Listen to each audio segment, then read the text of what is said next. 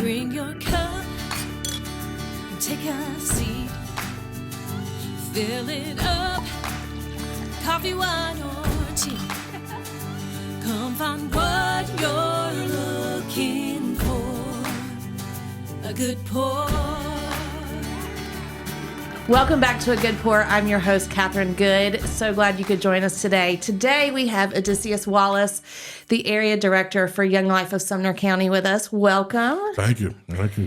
Young Life is something near and dear to my heart, as you know. So I'm thrilled to have you here and talk about what's going on in Young Life. But let's talk first about your journey and how you started with Young Life. Yeah. I'm originally from Louisiana and grew up, didn't know really anything about ministry in general, except for going to our Southern Baptist church, which meant we went every day. And also meant I rebelled against it because I was told I just had to go. Right. And so when it came to any type of ministry, I was like not having it as a kid. But as I got older and my mother was evangelist, she kind of poured into us spiritually, but at the same time, like I said, I just was like, man, I'm tired of being forced to go to these things. But as I was growing up in Louisiana, Hurricane Katrina happened, which then led to me being relocated to Raleigh, North Carolina. And as I was relocated, that's where I got first introduced to Young Life. My sophomore year, I can remember I was in the hall at Broughton High School, and this country young NC State student walked down the hall. I still remember in Carhartt overalls and like a end of like a broomstick in his mouth. And it was like, hey guys. And I was like, yeah, I hope you are a teacher, or like, why are you in here? But he kept coming around. He kept coming to the school, kept asking, kept remembering our names, kept remembering things about us that we would talk about that intrigued us to allow our walls to be broken. And then eventually invited us to something called Club, which is our kind of party with a purpose, kind of our initial hangout. And as we started going, me and my friends, I enter in more of a like, I'm a little bit intrigued of this. And Ben was his name, and he just really loved us well and really showed us what unconditional love was. And truly, I like to say, didn't really make it about Young Life, but made it more so about showing us how to be men. And that was really the beauty behind it, because I just never had anyone really care for me or put forth the effort to show me they cared about me like Ben was doing in high school. Ben would show up at games and have signs in there like, hey, put Big O in the game. And I'd be like, gosh, bro, like this dude is always here, but that mattered. Mm-hmm. And so as we got involved, I went to Sharp Top Cove in Georgia, and that was probably the first time where I realized it was kind of fun to be a Christian. I think growing up, I was afraid to put my hands up because I didn't want nobody watching me or, talk about anything necessarily religious. But I was surrounded by a group of people who at that 1 week truly was the best week of our lives when it comes to just expressing our faith, but then able to ask questions and not be judged about the questions we were asking. And so really I left there and was on fire and made sure I became basically the Young Life ambassador at my high school and made sure that you were there on Monday nights or at our campaigners, which is our Bible study, and did everything I could to have people there and haven't turned back since. And so it's been great. So you've been in Sumner County for a year? Just about a year now, yes. Moved here from Charlotte, North Carolina. And immediately your team, we started a new club at Pope, right? Yes, JP2, yes. It was an interesting deal. We weren't necessarily looking to get into Pope, but kind of crossed paths in a beautiful way, and everything there is just going really well. I also coach football at JP2 as well. First game is this week, Lakeway Christian. Really far from here, but seems like all of the Pope games seem to be far away. So yeah.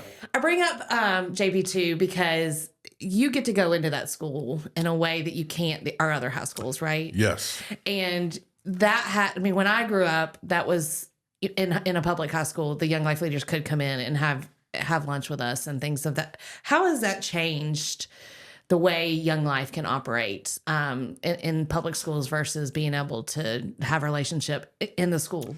Yeah, it's a sweet journey because now I'm able to walk in and be in the schools and kids identify me. Oh, hey, that's Big O, that's the Young Life guy. But then I get to enter into their space. And when I say their space, I'm not necessarily in the lunchroom. I still try to give them that space because this is really the only 45 minutes they got to be with their friends, to not be with teachers, not have anybody hovering over them. But they have like a little courtyard area inside the building that I kind of just stand and allow kids to kind of come back and forth and just to check in with them. And that way I can see them, build relationships with them, but then at the same time, have relationships with teachers and check in with students. And it's sweet because if a kid is not doing too well, they say, hey, would you mind talking to such and checking in with them? Because they know that I hang out with them also outside of school, and that I might know a little bit more for them to know, hey, you should probably go a little bit easy on him today just because he's struggling a little bit. I haven't thought about the relationship you can have with teachers too. Yeah. That's incredible. Football games is a big one. My children went to station camp or are currently at station camp, and Young Life leaders will show up and kind of do something similar. They stand and wait for kids to come to them. They're not necessarily in the tribe section but they stand off and I just love that because they're showing up in their space. I do wish that they could have more of a presence in the school, but I'm thankful for at least the times that we get. Yeah. Us being able to show up at games and different functions matters. I think we have to earn the right to be heard, right? And that's not necessarily just in ministry. I've seen life. I think since COVID, people's circles have shrunk because they had to. It had to be a little, but because of that, it's been harder to open people's circle back up, especially when it comes to kids and knowing who they can trust and not trust. And so it takes a little bit of time to build relationships, which means, hey, we have to sacrifice and show up and be there. Whether that's just standing on the fence and saying hey to the same kid 3 or 4 times to finally get them to say hi back. Hey, that's a win. Yeah. And being consistent, because I think in today's world, consistency in kids' lives is super important, but it's been really of a lack. But I will say here in Sumner County, there is not just Young Life, but a ton of other ministries that do a great job at being consistent in kids' lives.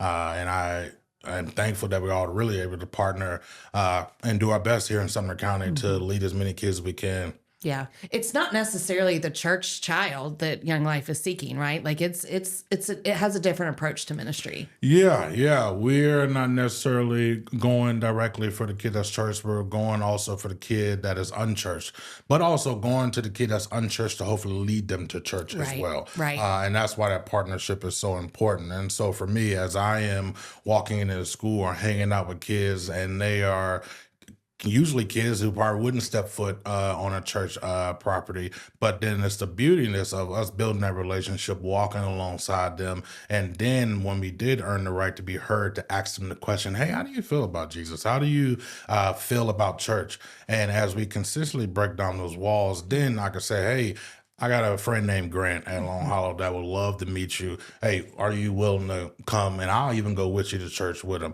And it's like, hey, well, that took time, but that time was worth it to get them there. Yeah. And that's what's important. And so, and then also part of it is for the kids at our church, bringing them in, because I'm sure that they are saying, hey, come with me, come with me. And they're like, nah. But sometimes it just takes a different person. And that's what we have to admit. Sometimes there's kids that I'm just not going to connect with, but someone else will. So why not partner to see if we can tag team and get it going? Yeah.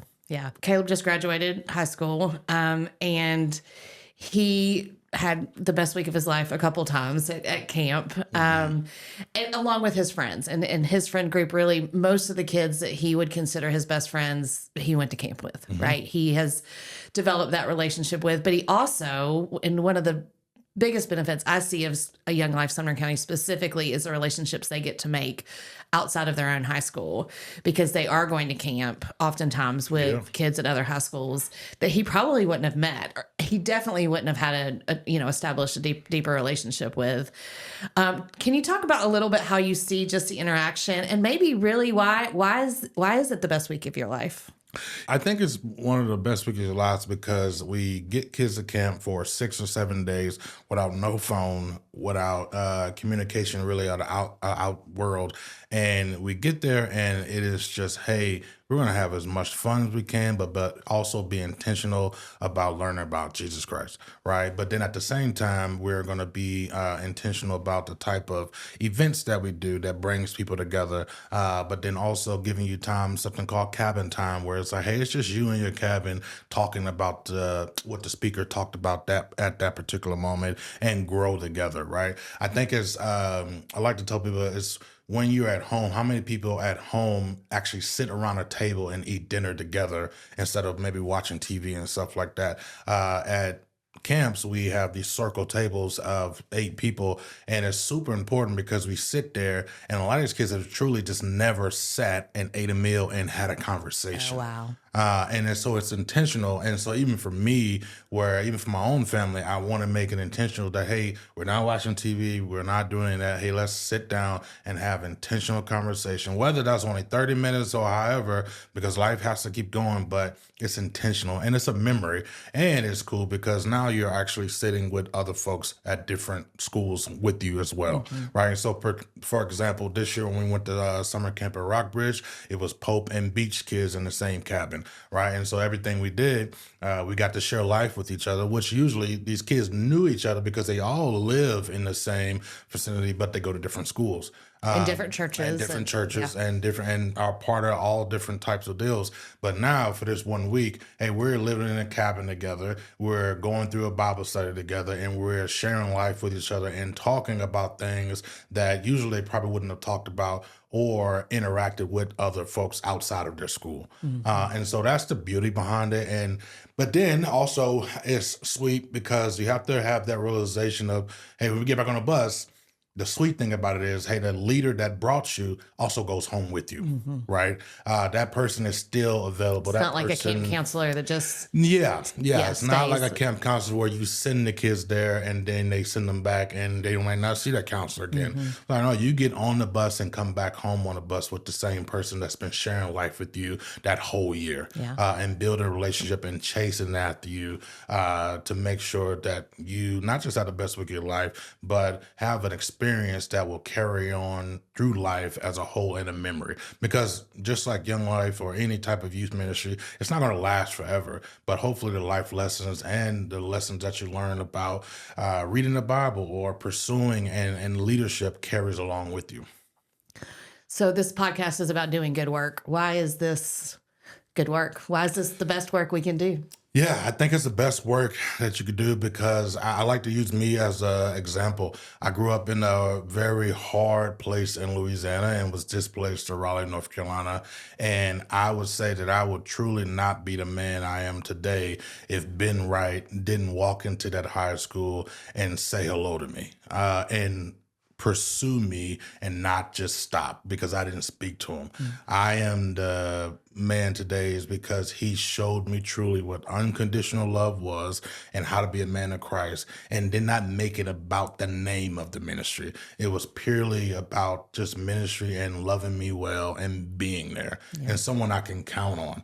And I think here in Sumner County, that matters for the kids here in Sumner County, whether that's Young Life or Baptist Long Hollow, whatever ministry that is there and able to connect. It is super important that we have the volunteers to continue to live and share life with kids in ways that we can protect them, but at the same time where they know that, hey, you have somebody that you can communicate with that cares for you unconditionally, because that's what the Lord is. And it's a kingdom of God, right? The kingdom of God is everyone. It ain't particular races or different people around or different organizations. It's one. And so why not share all of that together in Sumner County and do good work? Yeah. What do you wish adults knew about today's teenagers? One thing I would say I wish is that man, they really just need someone to listen to what's going on. I would say lately I've been having interactions with kids, and they are just carrying so much of the pressures of performing in school, performing on being in sports, or performing in sports when they don't even want to be in that sport, but the parents want them to Oh, be in that sport. Or the pressure of, hey, this class or this is hard, but they don't know how to express it because they know that they're family, which I truly think with my kids want them to achieve something, but they don't feel like no one can listen to them. The pressure of just the bullying and having folks in the schools that don't like them or not understanding relationships well. There is just um, truly one of the biggest things I think is just saying hi to a kid and listening to what they got to say. I just think it's important, and more so listening and not responding either. I think that is one thing that not trying to fix it. yeah. I think for adults, it's our nature as older folks to try to fix things for younger folks when we really might not have no type of understanding of what that is. And so, truly, if that's the case, hey, just listen and say, hey, I hear you. That sucks. And I would love to help you when you're ready. Mm-hmm. But really, I'm just here to listen to you Yeah. and let you have it all out instead of me always responding. Yeah.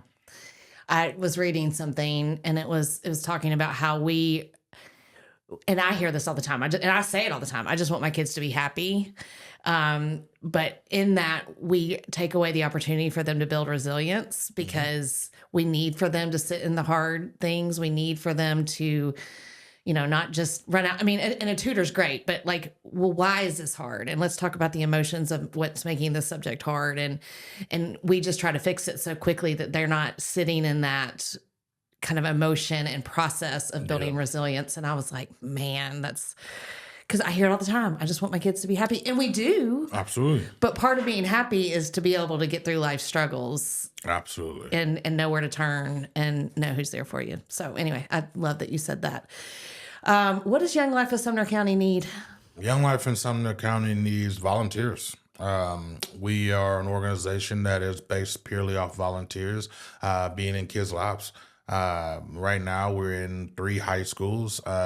We used to be in 5, but due to this kind of lack of volunteers, we needed to kind of downsize. But there's 10 high schools in Sumner County, right on top of, I think, 13 or 14 middle schools in Sumner County that all need to be reached somehow.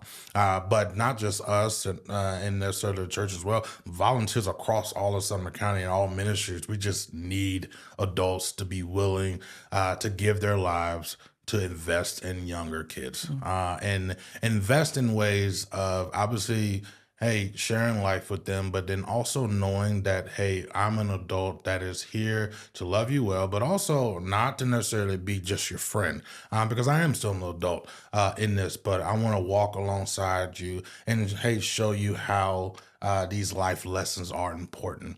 And so for me, I would say that's definitely the biggest thing to grow, for us to take the next steps into more schools and just the community of Sumner County is just getting volunteers that'll be willing, honestly, just to listen because it's not for everybody, right? Young Life might not be the way we do ministry, might not necessarily be your route, but hey, this might be a route. Volunteers is volunteers as a whole. And so if you, just being willing to listen and have the conversation is way more important than not doing anything. And so, Well, as one of your board members, I'm also going to say that we need donations of that. Yes. And I think a lot of times people are like, well, you're just in ministry with kids or you're just having a relationship with kids. Why do you need funds? But we have a staff. We have a team that manages those volunteers. We got to get kids to camp. There's plenty of kids that can't afford to get to camp. We need, the money to do fast food and take kids out to eat, take them to get ice cream in order to build those relationships. So as a board member, I'm going to say we could use some donations, right? Yeah, absolutely. I would say donations are greatly appreciated, but also at the same time, people that are willing to invest in the community and knowing that, hey, whatever school or community that you're a part of, helping us network to gain more people and knowing that we are doing good work. On top of inviting them in, like, we have a banquet coming up, but then also we have other events that we're just trying to put it out there in a way of, no, hey, the donations are awesome, but also I don't want you to give and not be involved and learn about and know where your money is going, right? You're right. We have a staff that we all have to raise money, right? As long as I've been doing this, we've had to raise money, and I've been blessed to have a lot of training and all of that as well. That means you're raising part of your salary, right? Absolutely. And anyone paid on Young Life is raising part of their salary. Absolutely, yeah. So if you are on Young Life staff, you have to raise a portion of your salary. And that depends on the level and years that you're on staff, but you have to raise it. And that is not for everyone. Correct. Right? Yeah. Asking for money is a big task for any type of situation, let alone though. But the beauty behind it is asking for money for something you believe in, and it's worth something. And I think sometimes too, understanding the fundraising realm is just as much as important, and the Sumner County landscape of how fundraising goes is important as well. And knowing, hey, where your money is going and why it's important. So we definitely 1,000% need new donors, and community partners, businesses willing to partner with us in different events and being corporate sponsors, but also with us doing good ministry will come also more donors as well. It's been great. All right. You have a lot going on. You have how many children?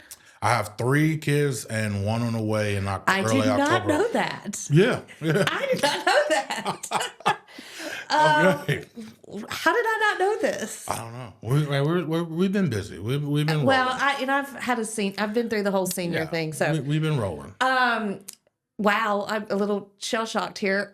So how are you? And you've had a lot going on in your personal life too. Yeah. But you've been through a season with moving. You've lost both parents. How do you take care of Big O? How do you, I mean, in order to do good work, we talk about we have to be full. Before we can pour out to others, we have to be full. So how do you stay full?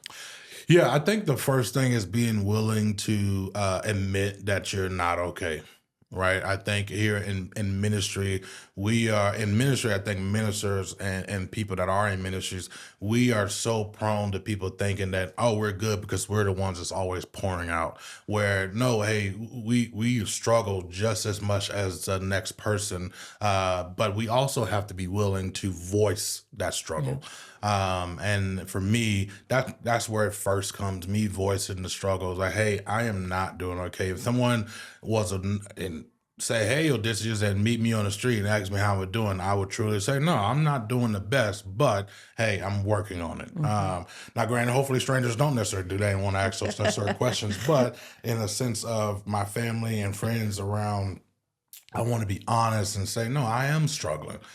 Because I think as I voice it out, that does help me understand that, hey, I am moving in the right direction instead of me necessarily holding in, thinking that I'm Superman. Now, I am prone to always figuring it out and knowing that I trust the Lord and that He's going to guide me. But things are hard. Seasons are very hard, but seasons are meant to change. It's just how are you going to deal with it in that particular season, knowing that it will change. First thing is asking for help, saying that you're not okay. My wife, Emily, she has been a champ, as I have, that you mentioned, my father just passed away, and probably the past 2 months has been one of the hardest times for me, traveling back and forth with my 3 kids still here and my wife being 7 months, almost 8 months pregnant. But she is the one that was built for me, I believe. And I'm thankful that she's been able to be my rock and communicate well with me, and her family helping out as well. But I'm also thankful for people just checking in. I think we can get blinded sometimes and knowing, okay, we're struggling, but I still got to get this stuff done. I'm a grinder, but just because you're a grinder doesn't mean you can't take the call to have somebody check in on you. And so, yeah, it's been very tough. But also, though, here, at least in Sumner County, the beauty behind how good ministry is going, and honestly, time with kids also has been a good light as well. On top of, though, knowing that, hey, we're in the season, and for these 2 or 3 hours, I know that's a different light and things are good. But then, hey, when that time leaves, it does become harder again, and mentalness and all the thoughts and things that you have to think about to deal with it. It's just a tough season. But I will say I'm in a tough season, and hey, pray, but I won't lie to you, and just communicating that to people that I know care for me. I think it lets the light in, right? Like when we say I'm not okay, it's kind of mentally we're in this dark spot. But when we can tell somebody, all of a sudden the light comes in, or it's not solved, but it's just a little bit of light. We're not so alone. So I love that you say that, because it can be real easy to keep it all inside. But if we can say that we're not, something's going on, then all of a sudden somebody else is with us. Absolutely. Someone else is with you, but then you also letting them know, hey, I'm not saying I want to have this conversation.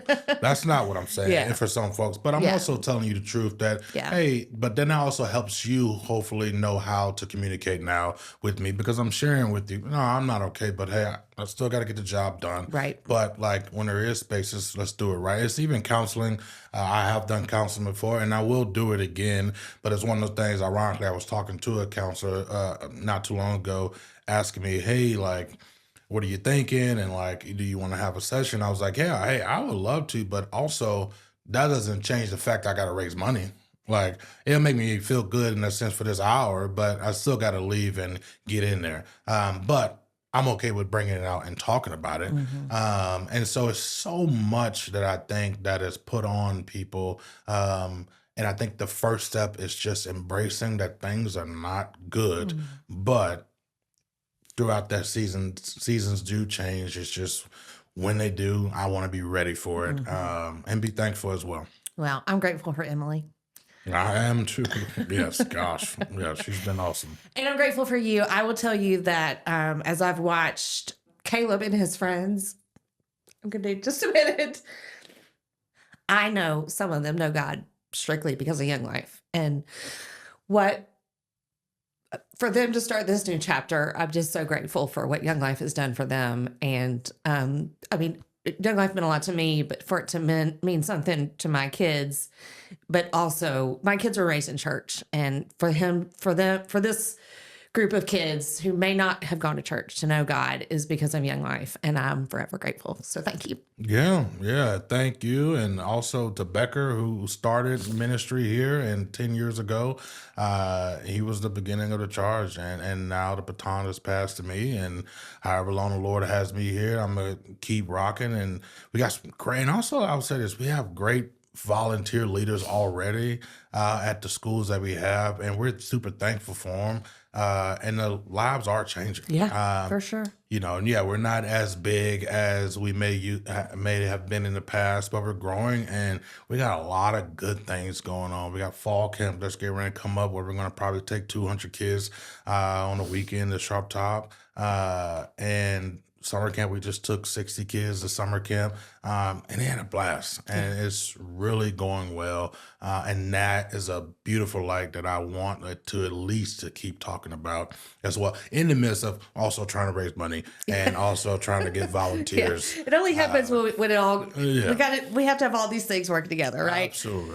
Well, thank you for being on here today. Tell us about Young Life. Anything else you want to say? No, hey, Sumner County, I'm here. If you see me out there, please say hi, and I would love to interact. And if you got any volunteers out there, let me know and reach out. Yeah. Thank you. Thank you. All right.